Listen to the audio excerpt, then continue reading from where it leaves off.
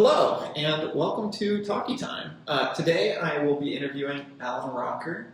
Thank you so much, Alan, for joining me. Absolutely. Alan has chosen the pink microphone. Would just like to point that out because it's an amazing color. All right, so Alan, in the lead up to this kind of conversation, you mentioned that you wanted to talk kind of about grief and especially your brother. Mm-hmm. Do you kind of want to give us start with kind of a TLDR of tell us maybe a little bit about your family structure, a little bit about your brother and kind of what was going on? Yeah. So, growing up, my parents were insane. They decided they would have 5 kids in 5 years. So Josh and Patricia, they are the oldest two, and they are twins. Then it's my older sister Jasmine, myself, and I have a younger brother Jason. Okay. So whenever you're that close in age with all your siblings, you tend to be pretty close, and especially for us because for a while there we lived like out in the country, and there's not a whole lot to do. So like our days were spent like riding dirt bikes and having mud ball fights in the creek in the backyards, and like. So you mean like the country? Oh yeah. Like electric fences, zapping you, pushing cows over, and. Okay, real quick. Blade of grass trick to check if they're on. Did y'all ever do that? Yeah. Okay. So we also, God, this is making me sound awful, but there was my friend had goats. And so sometimes we would like intentionally put like a little piece of food on there, and the goat would bite it, and we would laugh, and it would be great, right? Well, I was doing that one day, and I had a necklace on, and it touched the wire and gave me a good jolt. And so that was karma. I was like, I can't do that anymore. That does not feel good. So instant karma. Definitely learned my lesson. Okay. But so like we were very tight growing up.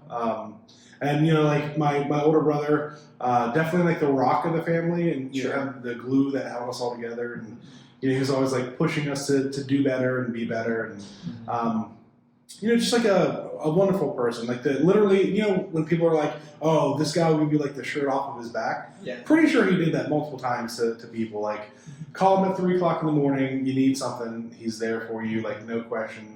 Once you're a friend, you're a friend for life, and like at that point, you're practically family with him. So it sounds like he really kind of jumped full force into the like, I'm an older brother, but I'm like gonna like take care of you kind of persona. So great story about this.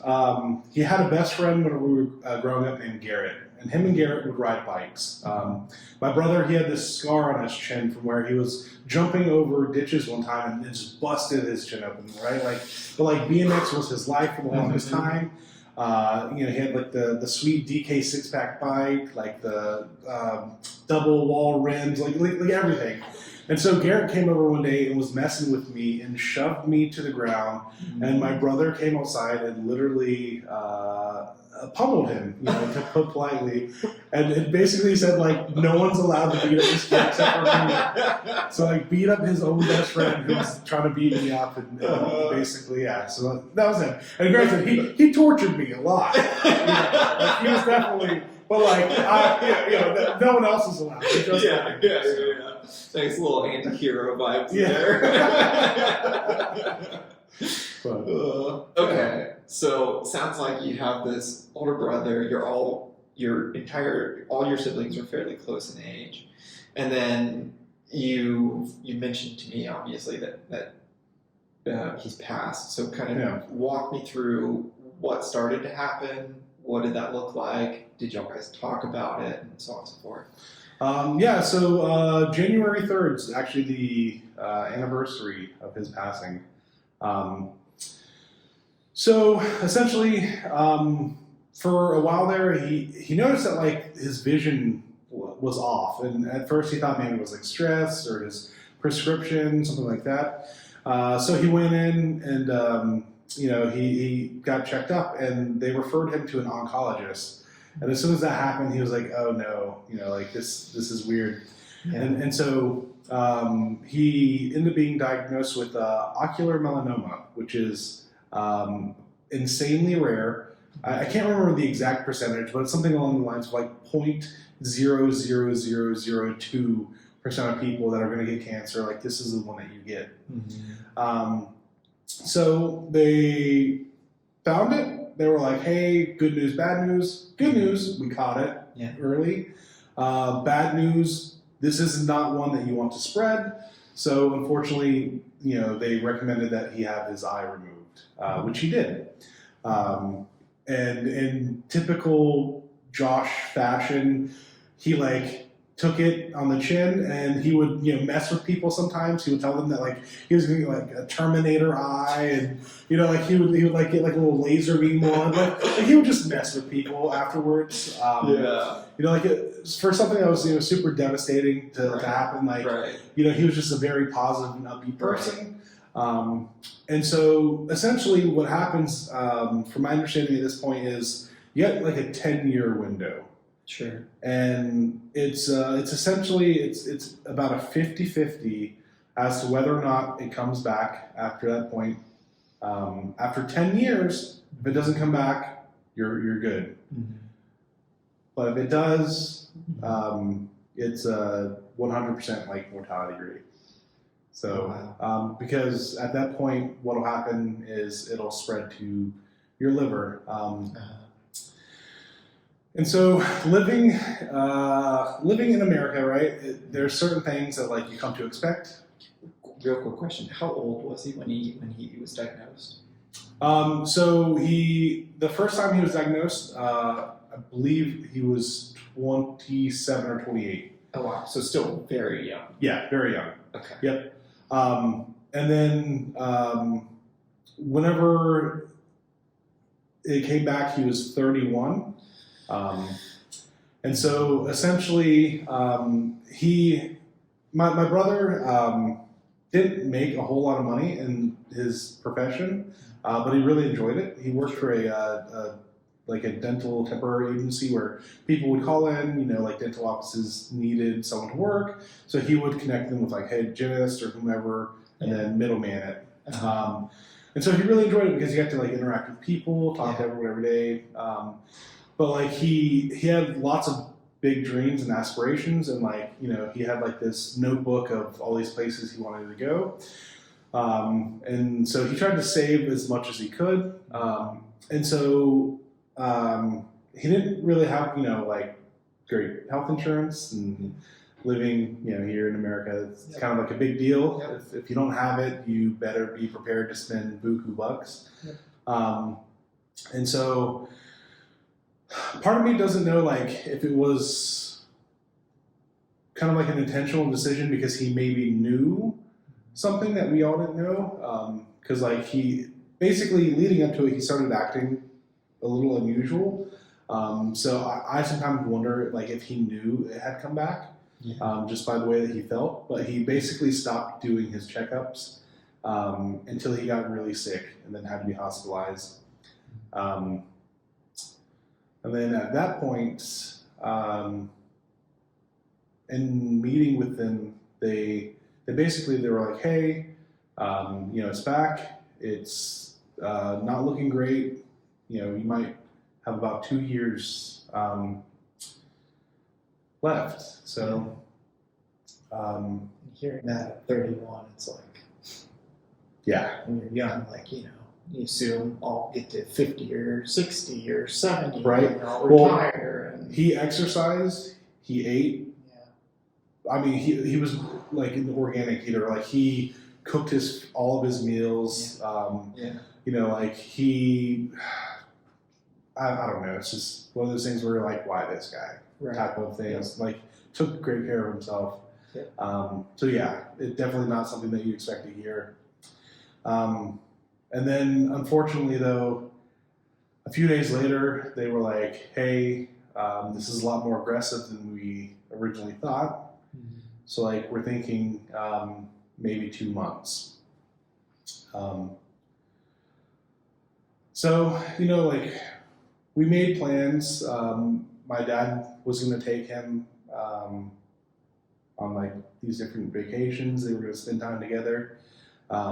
And then we kind of realized that, it wasn't going to happen anymore. And up until this point, none of his friends knew, because this was around the holidays, right? The last thing that he wanted to do was to upset anyone who's trying to like enjoy the holidays and like spend time with their families. But then once we found out, we of course told people, and like, I mean, we had that whole place full, just like the amount of people that like my brother had like impacted. I mean, the waiting room was just packed. Yeah. We had people flying in from literally all over the world, like to come in and try and see with him. Like we, at this point, you know, he was kind of exhausted, you know, because it really like it had spread to his liver, so it started shutting down. You know, a lot of pain associated with it. He's having to take meds. So we set up this chart for people to like literally rotate in to try and spend a few minutes with him here and there.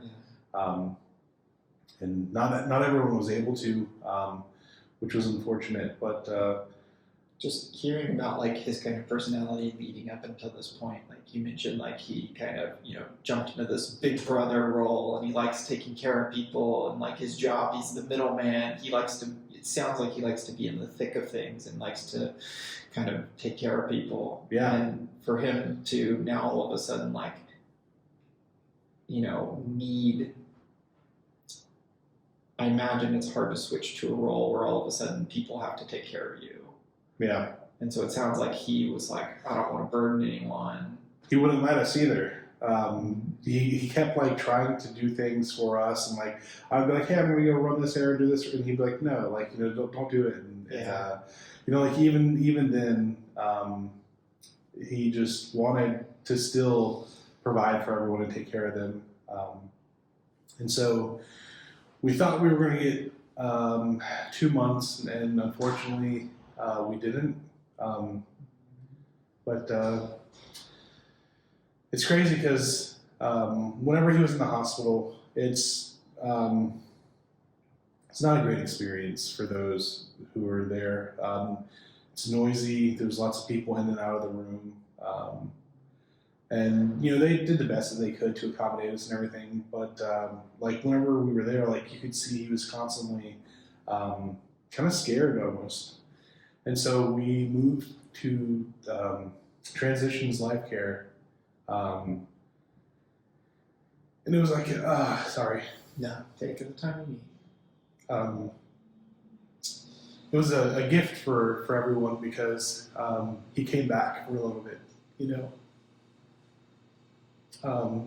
And it's funny because, like, one day he asked if he could just talk with me.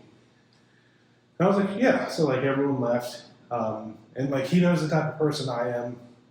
And so he told me not to be negative, which, like, I definitely can do. I sometimes ruminate on, you know, the what ifs, and you know, I like to fill my head with all of these theoretical outcomes, and I like to really like think back. Also, like, what if I did this? What if I did that? Like, what could have changed?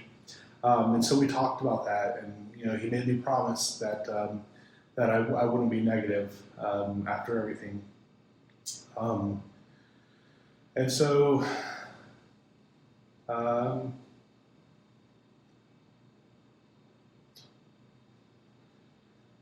Right before he passed away, he got up out of his bed and he asked us for his keys. And we were like, what are you talking about, dude? You can't drive. Like, get your ass out of bed. Sorry about that. And so he did. And then shortly after that, like, it kind of started. And everyone, you know, in my family, they came in and we all got to say goodbye to him. But like, I wasn't ready yet. So I waited and waited and waited. And so finally, I went over and I held his hand. And I told Josh, I was like, hey man, it's all right. I'll take care of everyone. You can go. And so, yeah, that's fine. Okay. The last thing he did was squeeze my hand, and then he was gone. So, it was, it was tough. Yeah. But it's one of those things where, like, I go back and forth, like, am I fortunate? Because I got to, we knew, and I got to say my goodbyes, and we got to be there. Or, like, are you cursed because you watch it? And I don't know. I don't know the answer to this day. But I'm so thankful for that time. And I'm so thankful for my brother. And so many people. He touched so many people. At his funeral, we had people, we filled the whole room. We had people standing along the walls. There's people in the hallways outside. And there was a line all the way out the door. There was too many people. Like, and they just kept coming and coming and coming all day. It made me realize that there was going to be an absence of light in this world. And so I guess as sad as I was for myself, I felt upset that, like, others who never got to meet him would never get to, like, feel the impact that he could have on their lives. And like, grief in things, it changes who you are as a person. And so during this time, right after my brother's passing, I found myself no longer engaged to my fiance. I found myself a single parent of a brand new baby. I mean, less than a year old. My son was born, in August. How soon after your brother passed did you find yourself no longer engaged?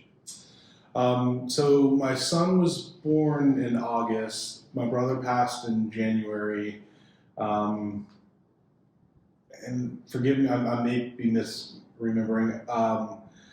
My wedding was supposed to have been a few months later that year, but essentially a few weeks after about 2 weeks after his passing, I found myself no longer engaged.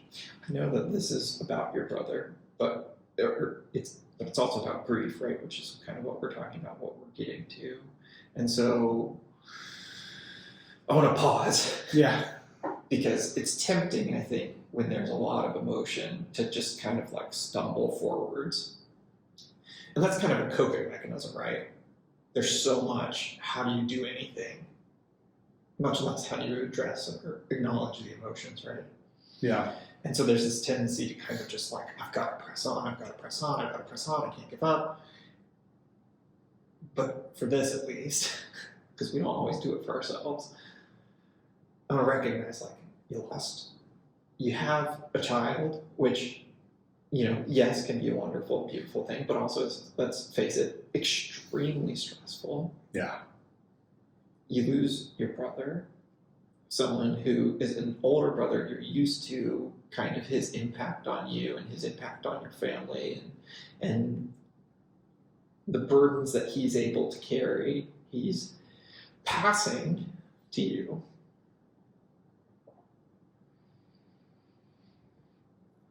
And now you've also lost or are removing, from this a romantic relationship, which is another kind of way that we as humans support ourselves and regulate our emotions and try to make sense of things.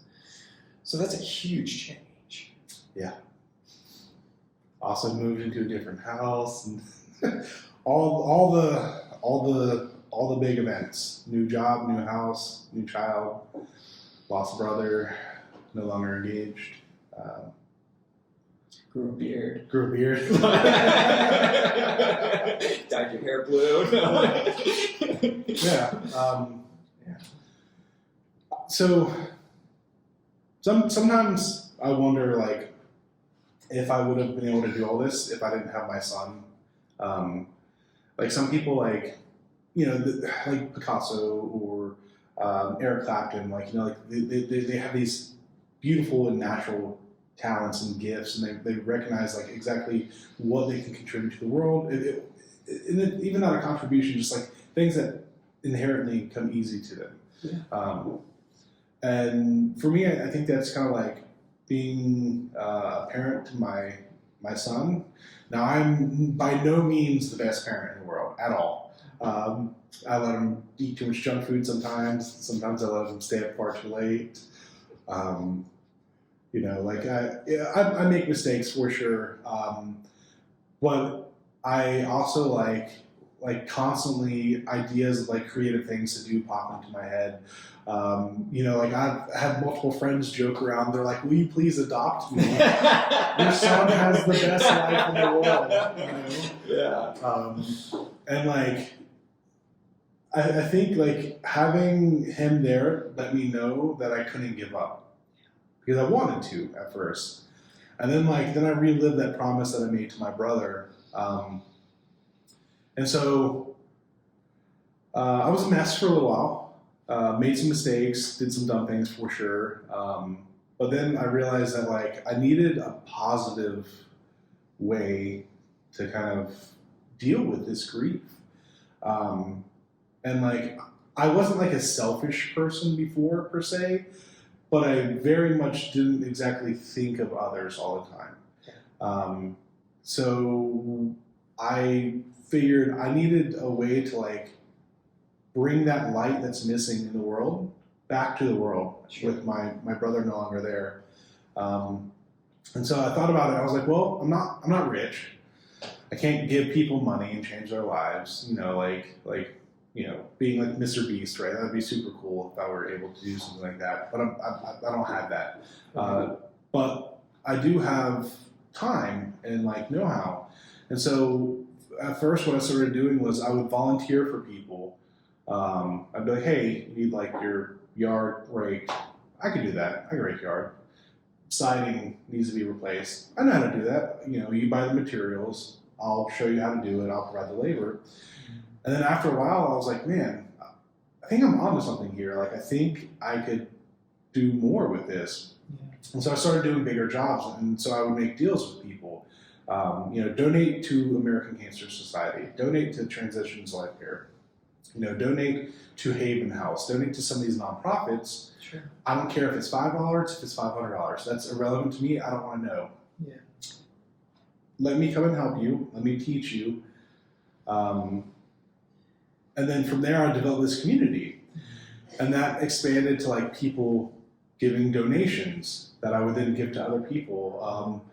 To not this past Christmas, but the one before, I had over 200 gifts given to me that I like wrapped up and were able to deliver to like low-income families that had children that may or may not have received presents that year from Santa, right?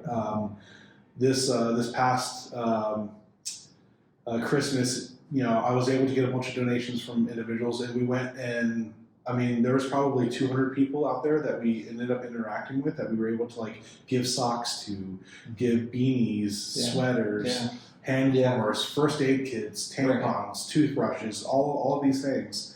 And so since my brother's passing, I'm probably getting close to the 1,000 person mark now of people I've been able to help. It's really interesting because like you talk about like you saw your older brother have this impact on all these people, and it sounds like, correct me if I'm wrong, but it sounds like maybe he was a little more on like the extroverted people kind of side. No, not at all. Interesting. He was an introvert through and through until you got to know him, and then he would not shut up. No, I'm just kidding. Okay. All right. Yeah. Super shy person. But that's the thing. But once you knew him, and once you were in, and there's nothing he wouldn't do for you. Mm-hmm. And he would help anyone. Mm-hmm. He would help anyone, any person, any stranger. It didn't matter. Mm-hmm. So you've been kind of thrown to the bottom after this, and you start kind of looking around, and you're like, I've got to do something. I've got to find a way to climb out of this. And it sounds like the way you did that was you said, okay, well, I've got skills, I can give, and I can contribute, and that will be a way to help fill that void, or what you've called like kind of that lack of light Yeah. that was left by him going. And then once you started to help people, you said, I can do more. And you said, let me accept stuff and then give it to charities or to other people. Is that kind of like what happened? Yeah, it's grown and grown. I have people now, after surgeries, they give me their extra medical supplies, and I'll take them to veterinary offices, right? Because you can't give them to other people. It's weird things like hospitals can accept it, but there's no law saying that like vet office can accept it. Fascinating, right? I have people give me clothes. If you go and look in my Jeep right now, if you open my front door, you'll see 50 pairs of socks. Yeah. This great guy that I used to work with, Suresh, from the Exec Socks, he donated 50 pairs of socks because it's one of the biggest commodities for the unhomed. Yeah. And as I drive around, when I see individuals, I keep like miscellaneous stuff in there: socks, first aid kits, bags, things like that. And I'll pull up and I'll be like, "Hey, what do you need?" And I'll make them a quick bag real quick, and then carry on. And it's 2 or 3 minutes out of my day. That 2 or 3 minutes to me, technically, what is that, right? Yeah. But to someone else, that can completely change their life. Yeah. Absolutely. Do you mind if we go back a little bit? Because I want to, because my perception is that when you're wrestling with grief, it is not an easy climb, and it's not easy to start doing these things. So you have this amazing transition where it sounds like you figured it out. Can you, if you're comfortable with it, can you tell me a little bit about what was the first thing you did? How did you get there, and how long did it kind of take you to find that? What was your mentality, and then like how did your mentality go from grieving to let me do something? So I don't know if I figured it out, by the way. Sure. So it's interesting because I don't know if I thought it eventually would like fill that void of my brother's absence over time or not. It's hard to say. But it's interesting because that bit, it doesn't expand, it doesn't shrink. It's like an ever-present thing that you just kind of like learn to live with. And like from time to time, various things will like flip a memory, and like it used to be huge cascading waves crashing down upon me, right? And like it would wipe me out. But now it's kind of like a gentle ebb and flow, right? And like there's certainly sadness and things there. So I think that the first thing that I had to do was kind of like figure out how to accept that it was true. For a while there, I would have dreams, right, that it weren't true. I would wake up and it would be different. Yeah. And I would hope for it. Sometimes I'd go to text him, I'd go to call him. You can't do these things.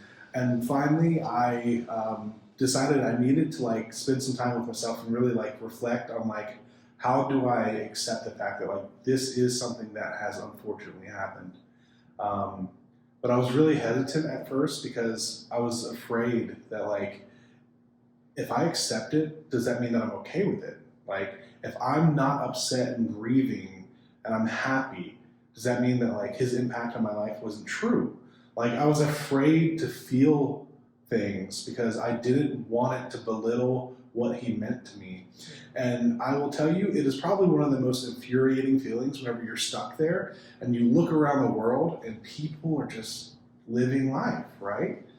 And I'm like, y'all, be upset. Like, this is a tragedy. This is like, how dare you? How dare you celebrate a birthday? How dare you have an anniversary? How dare you be happy and laugh? And it's I don't know, it's a hard line to draw between like, is it okay to move on and feel? Or like, are you abandoning this memory of this person? Like, if they made such a great impact, are you allowed to move on? And you mentioned that before he passed, there was that kind of special moment where he kind of waited for you and then came in, and when y'all talked, and he was like, hey, take it on. Right. Was that a kind of a part of that process of like, as you're like, oh my gosh, like almost maybe a little like upset at the world for not stopping with you? Like, did you find his words to be like helpful, or was like, it was just like the emotion was too much and that wasn't even like there to kind of push you through? Yeah. So that it's funny. His words did resonate with me, and that particular interaction came later on. The one that kept popping into my head is my brother used to. So he was smaller than I am, right? He was not a very big person, and he used to like to walk up behind me and he would rub my belly like a Buddha belly or something. And then he'd be like, you do too much, you think too much. I'm like, get off me, you weirdo. Right? Like, why are you doing this? It's like something only a brother can do. Right? I'm like, what in the world? And like I never really understood what he was saying until like I just sat and kind of like reflected on my thoughts and feelings, and he's right. Like I was doing too much. I was thinking too much, and like. Yeah. And then later on, whenever I wanted to like just sit and wallow in despair, that's whenever, his words, don't be negative, kind of resurface and like I wanted, to rebel against it. Like he's not here anymore. How does he get to dictate how I live? Like his part's done. Yeah. I have to move forward. Right. And like it's frustrating, like being mad at a person you absolutely love who is no longer there to defend themselves. And really, I think I wanted the conflict of a conversation. I wanted to argue with him, but he wasn't there. It's so interesting because like conflict is like a form of intimacy, right? And when someone that we love pulls away, there's that temptation to like go and fight it out, like bring them back, like, get them to engage, and you want them to be upset or something. But it's like if they're not there, like you don't even have that as an option. So it sounds like you kind of were like felt trapped or stuck with that. Felt robbed. Robbed. It's not fair, No. Good people, great people have bad things happen to them. And So, sorry. No, it's fine. No. You we started down this path of okay, how did you first get to kind of flipping the script and going out and helping people? And I want to kind of stick with that thread. No. You'd mentioned like you're feeling all these emotions, you are feeling upset, and then we kind of got sidetracked. Yeah. So the first thing I thought I would do is I thought I would drown out the feeling and with noise.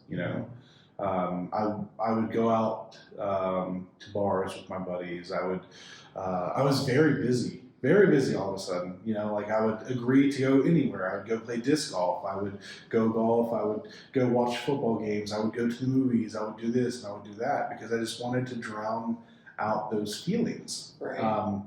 And then finally, I accepted it, and then I realized that like everything that I was doing wasn't helping me progress in life. Sure. Everything that I was doing was actually preventing me from being a father to my son that he deserved. All of these things weren't going to help me feel any better. And then I was like, all right, what's one thing that I can do today to feel better? And I was like, all right, I'm going to get up and be a good father. And so I was like, all right, so I did that. And then I was like, all right, what else can I do? I was like, okay, at work I can do this, right? And then I was like, all right, I can reach out to my siblings, see how they're doing, help them out. And so I just started trying to put my life back together.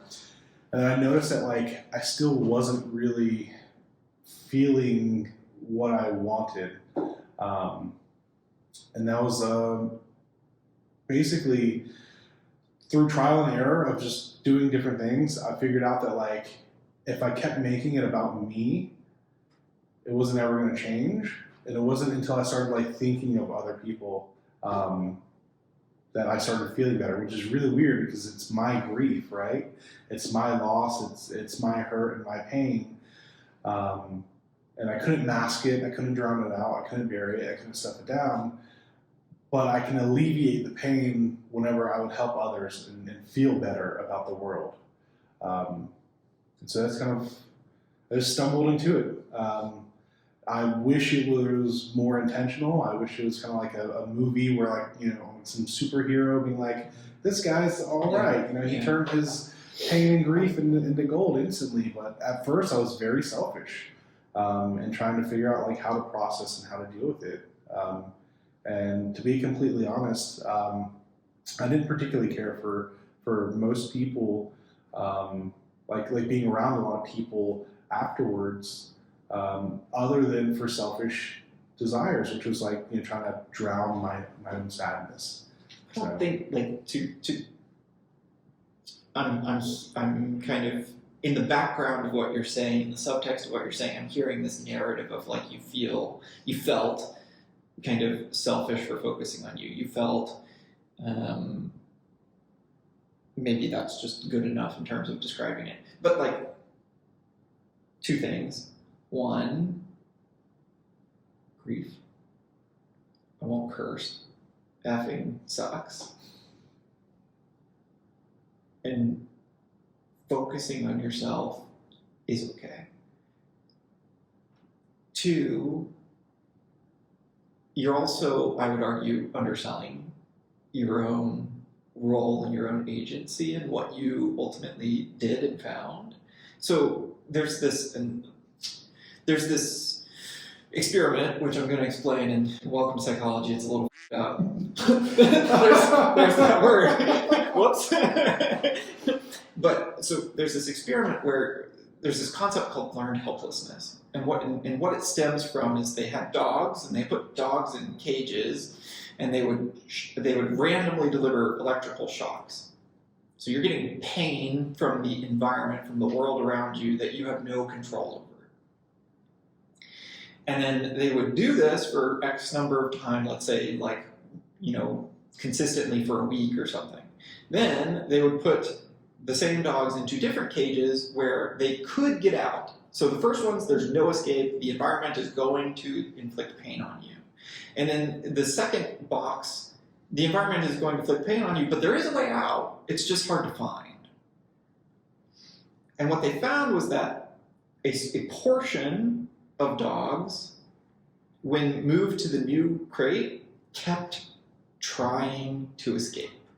And a portion of them gave up. A portion of them said, woe is me, life is terrible, there's nothing I can do, I've tried to find a way out before, I wasn't able to find anything, I guess I'll take it. And a portion of them said, wow, this sucks. Wow, this continues to be terrible, maybe I can find a way out. And they found a way out. And so when I hear you talking about your situation, you're like, well, I just kind of bubbled into it. No, you kept trying. And not everyone does that.